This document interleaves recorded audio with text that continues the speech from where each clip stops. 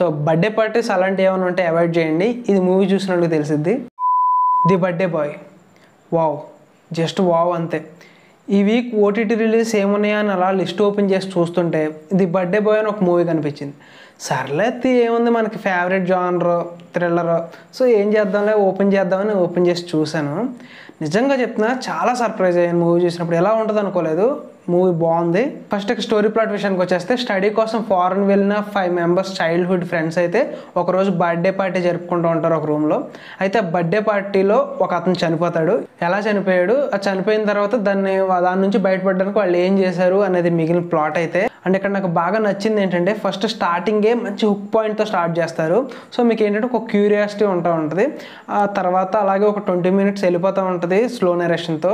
ఇక 20 మినిట్స్ తర్వాత చెప్తున్నాను, ఒక సస్పెన్స్ని హోల్డ్ చేయడం, దాని తర్వాత క్యూరియాసిటీ పెంచడం ఏదైతే ఉందో అది అసలు నెక్స్ట్ లెవెల్ అని చెప్పాలి. అండ్ ఈ మూవీకి రిటర్న్ డైరెక్టర్ వచ్చేసి విస్కీ, సేమ్ ఆ కిక్ రేంజ్లోనే ఉందని చెప్పాలి ఈ మూవీ కూడా. సో ఇక్కడ ఇంకొక షాకింగ్ న్యూస్ ఏంటంటే, ఇది ఒక ట్రూ ఇన్సిడెంట్స్ బేస్డ్ మూవీ అంట. సో నిజంగా రియల్ లైఫ్లో జరిగిందంట. కాకపోతే ఇప్పటికి కూడా అతను ఎలా చనిపోయాడు అని ఇప్పటికి ఎవరికీ తెలియదు. అండ్ అందుకే దాన్ని బయటకు రాకూడదని చెప్పేసి, ఆ పేరెంట్స్కి తెలవకూడదని చెప్పేసి ఆ నేమ్స్, క్యారెక్టర్ నేమ్స్ ఏవైతే ఉన్నాయో అన్నీ చేంజ్ చేసి రాశారంట దీన్ని. అలా ఫస్ట్ హాఫ్ వెళ్ళిపోతూ ఉంటుంది, మనకి స్టార్టింగ్లో నుంచి ఎండింగ్ వరకు అలా పాయింట్స్ అనేవి రివీల్ అవుతూ ఉంటాయి. అండ్ ఇక సెకండ్ హాఫ్లో ట్విస్ట్ ఉంటుంది, అసలు కాంట్ ఎక్స్పెక్టెడ్, అంత బాగుందని చెప్పాలి. అండ్ ఇదంతా ఒక రూమ్లో జరుగుతూ ఉంటుంది. కాస్టింగ్ కూడా పెద్ద ఏమి ఉండదు, జస్ట్ ఒక 10 మంది ఉంటారు అంతే. స్టోరీ మొత్తం 10 మందే తిరుగుతూ ఉంటుంది. బట్ అది చాలా ఎంగేజింగ్గా తీసారని చెప్పాలి. ఒక రూమ్లో అలా కూర్చోబెట్టి చూపించడం అంటే అదొక థ్రిల్లర్ జాన్ రావడం, దాంతోపాటు ఒక సస్పెన్స్, అలాగే ఒక క్యూరియాసిటీ, దాన్ని అలా క్యారీ చేశారు కదా through out the movie. And run time కూడా లెస్ దెన్ 2 అవర్సే. ఆ టైం పీరియడ్ని పర్ఫెక్ట్గా యూజ్ చేసుకున్నారని చెప్పాలి. మీకు అసలు ఎక్కడ బోర్ అనిపించదు. దీంట్లో కాస్టింగ్ వచ్చేసి పెద్ద నేమ్డ్ ఆర్టిస్ట్ ఎవరు లేరు. రవికృష్ణ సీరియల్ యాక్ట్ చేస్తూ ఉంటారు. అండ్ రాజీవ్ కనకాల కూడా ఒక మంచి రోల్ పడిందని చెప్పాలి ఆయనకు కూడా. అండ్ వీళ్ళే మనకు నోటెడ్గా, మిగిలిన వాళ్ళందరూ వాళ్ళ క్యారెక్టర్స్లో బాగానే పెర్ఫామ్ చేశారు.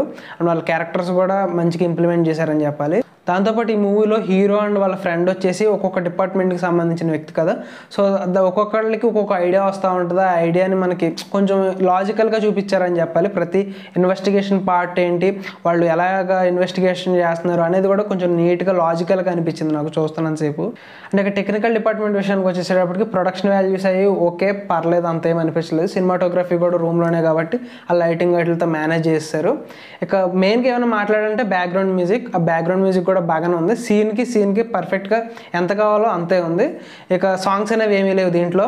అండ్ ఇక ఓవరాల్గా ఈ మూవీ గురించి చెప్పాలంటే, మీరు నిజంగా ఫ్యామిలీతో ఈ వీకెండ్ అయితే మంచిగా చూసి ఎంజాయ్ చేయొచ్చు. And no adult scenes, no adult language కూడా ఆహాలో స్ట్రీమ్ అవుతుంది ఇది. అండ్ ఒకటి ఈ మూవీ చూసాక మీకు నిజంగా బర్త్డే పార్టీస్ ఇలా జరుపుకోవాలంటే మీకు నిజంగా కొంచెం టెన్షన్ అనేది ఉంటుంది. సో బర్త్డే పార్టీస్ అలాంటివి ఏమైనా ఉంటే అవాయిడ్ చేయండి. ఇది మూవీ చూసినట్టు తెలిసిద్ది. సో ఇది birthday boy movie review. Next వీడియోతో మళ్ళీ కలుద్దాం. Until then bye.